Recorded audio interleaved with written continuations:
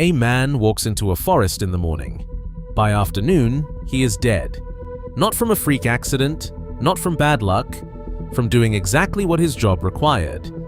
Logging workers in the United States die on the job at a rate 33 times higher than the average American worker. 33 times. And yet, when was the last time you saw a logging fatality make national news? Today, we are pulling back the curtain on the jobs that quietly kill, the ones that keep civilization running while the people doing them run out of time. These are the 10 deadliest professions on Earth, ranked by the only number that matters.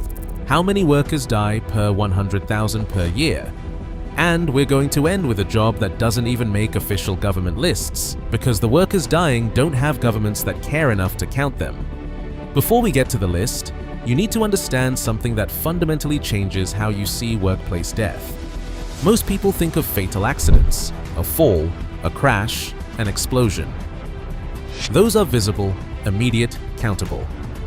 But they represent only 17% of all occupational fatalities worldwide. The other 83%? Occupational disease, cancer from asbestos exposure, lung disease from silica dust. Conditions that take 20 to 40 years to kill, long after a worker has left the job that gave it to them. The ILO estimates 2.3 million people die from work-related causes every year, one death every 15 seconds. That's more people than died in the entire First World War, and it happens every single year, in near total silence. What we're ranking today is the accident side of that equation, the jobs where the danger is immediate, measurable, and often entirely foreseeable. Starting at number 10, the people keeping your parks and campuses looking perfect. This seems like one of the most benign jobs imaginable. It is not. The two killers here are rollover accidents on commercial mowers, particularly on steep inclines, and being struck by passing traffic while working roadside. The combination of heavy machinery and fast-moving vehicles makes this a profession with a fatality rate nearly 4 times the national average. Over 20 workers out of every 100,000 die on the job every year, invisible to the rest of us. Everything you ordered online recently moved through this profession. In a single year, 950 truck drivers died on American roads. That's the single largest absolute death toll of any US occupation. The mechanism is systemic. Mandatory haul schedules that incentivize pushing through fatigue, long stretches of interstate that create highway hypnosis, and the physics of an 80,000-pound vehicle when attention lapses, there is no margin for error. Over 75% of truck driver deaths are highway crashes. The supply chain we treat as invisible has a body count attached to it. Underground mining is one of humanity's oldest dangerous professions. The specific hazards at this depth are cave-ins, explosions of trapped gas pockets, and contact with heavy equipment in spaces too tight to survive a miscalculation. Here's what's interesting. This is one of the few entries on this list where the fatality rate has been falling, because autonomous robotic systems are beginning to replace human operators in the highest risk zones. The machine goes where the human no longer has to. It's a rare case of technology winning the safety argument before the body count got worse.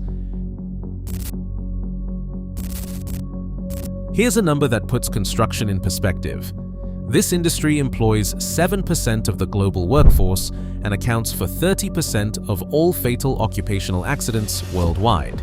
Construction helpers, the workers supporting skilled tradespeople, moving materials, climbing scaffolds, operating near heavy equipment in environments that change by the hour, bear the sharpest edge of that statistic. OSHA identifies the fatal 4 causes behind most construction deaths: falls, being struck by objects, electrocution, and caught in or caught between machinery. These 4 categories account for 60% of construction fatalities in the US alone. Remove them, and hundreds of workers would go home alive every year. This one surprises people. Flying feels safe, statistically, for commercial passengers it is. But this fatality rate isn't about the 747 to Miami. It's about charter operations, bush planes, and helicopter pilots operating without the redundancy systems or air traffic control support that commercial aviation takes for granted. The defining psychological hazard is something pilots call get-there-itis, a cognitive bias toward completing a flight despite worsening conditions. It's not recklessness.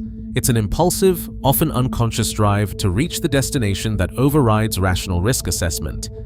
Nearly 90% of fatal accidents in this sector are caused by human factors, loss of control, or controlled flight into terrain due to poor visibility. The aircraft worked, the decision didn't. Every week, these workers run a gauntlet that most people never think about. The truck itself is dangerous. Hydraulic compactors, rollover risk, the mechanical hazard of a vehicle that is designed to crush. But the more common killer is other drivers. Workers stepping off the truck to collect a bin are exposed, for seconds at a time, multiple times per block, to traffic that isn't always paying attention. Distracted driving combined with the irregular movement pattern of a garbage route is a persistent, hard-to-engineer-away threat. In many jurisdictions, riding the exterior of a truck above 10 miles per hour is illegal, but route pressure does not stop. 37 workers per 100,000 pay the price. Every city skyline is a monument built by people who worked without a net, sometimes literally. The primary cause of death is falls from extreme height.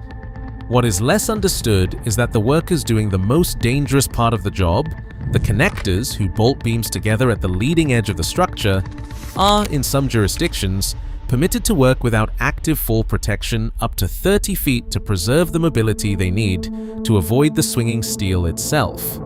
You read that right? The protection you would assume is mandatory is not always available when the work is most dangerous.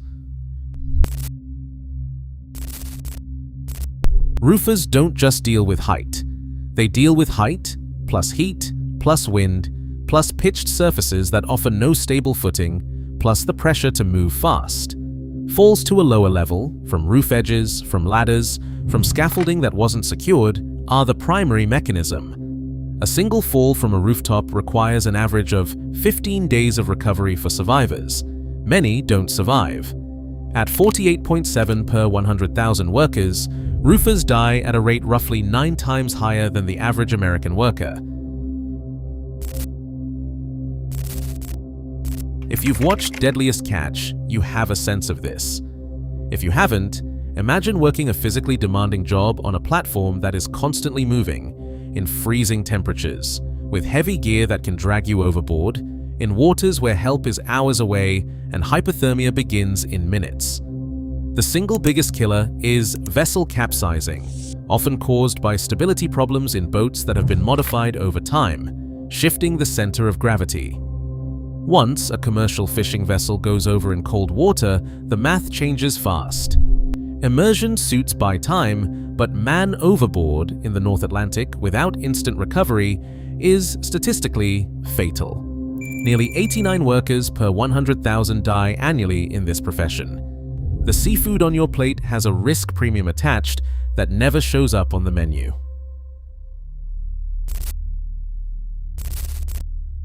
We're back where we started. The deadliest job in the United States, more than 33 times more dangerous than the average American job. What makes logging uniquely lethal isn't just the obvious: falling trees, chainsaws, remote locations where emergency services can't reach you in time. It's the physics. A mature timber tree can weigh tens of thousands of pounds. When it moves fast, and it is unforgiving. The industry has a rule known as the 90 to 15 to 5. 90% of logging accidents happen within 15 seconds of the tree beginning to move and within 5 feet of the trunk. Professionals know this. They plan escape routes, they move, and workers still die at a rate of 110 per 100,000. There's also the widowmaker, a dead branch or treetop dislodged by the vibration of the chainsaw, falling without warning from a height where what you can't see will kill you. The forest doesn't forgive inattention. Here's what the official list doesn't tell you. There is a profession that almost certainly kills workers at a higher rate than logging. You won't find it on Bureau of Labor Statistics data because the workers aren't American, aren't formally employed, and often aren't even adults. On the beaches of Bangladesh, India, and Pakistan, in places like Chittagong, workers dismantle massive decommissioned vessels by hand, cutting torches, no scaffolding, falling steel plates, explosions from residual petroleum vapors, asbestos, heavy metals, PCBs. The reported accident rate in Indian shipbreaking operations has been documented at 2 deaths per 1,000 workers annually, a fatality rate of 200 per 100,000. Nearly double logging. And because these ships are registered under flags of convenience, such as Panama, Liberia, and the Marshall Islands, they exit Western regulatory frameworks the moment they leave port. The liability evaporates. The workers absorb it. Over 1,000 workers have died in Bangladeshi yards since the 1980s, and those are only the deaths that were documented. The informal sector, which employs up to 70% of the workforce in some developing nations, is systematically undercounted in the numbers we use to understand global risk. Look at this list as a whole, and a pattern emerges that should bother you. Many of the deadliest jobs in the world pay below median income. Logging, commercial fishing, roofing, garbage collection. These workers carry risk levels dozens of times higher than average and are often compensated as if the work is low-skilled, when, in reality, surviving it requires a highly specific and hard-won competency. What economists call compensating differentials, the wage premium for dangerous work, exists, but it is often inadequate. A logger making $45,000 a year is absorbing a fatality risk that a financial analyst making $150,000 will never face at their desk.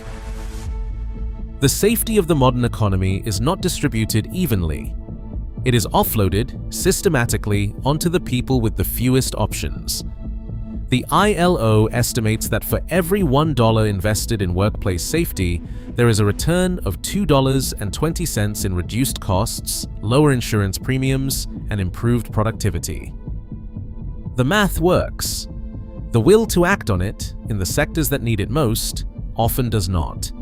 So next time you see a roofer on a house, a logger on a timber truck, or a garbage collector stepping off a curb into traffic, you are looking at someone absorbing risk that the rest of us have quietly decided we would rather not think about. These are the numbers. Behind them are people who went to work and did not come home.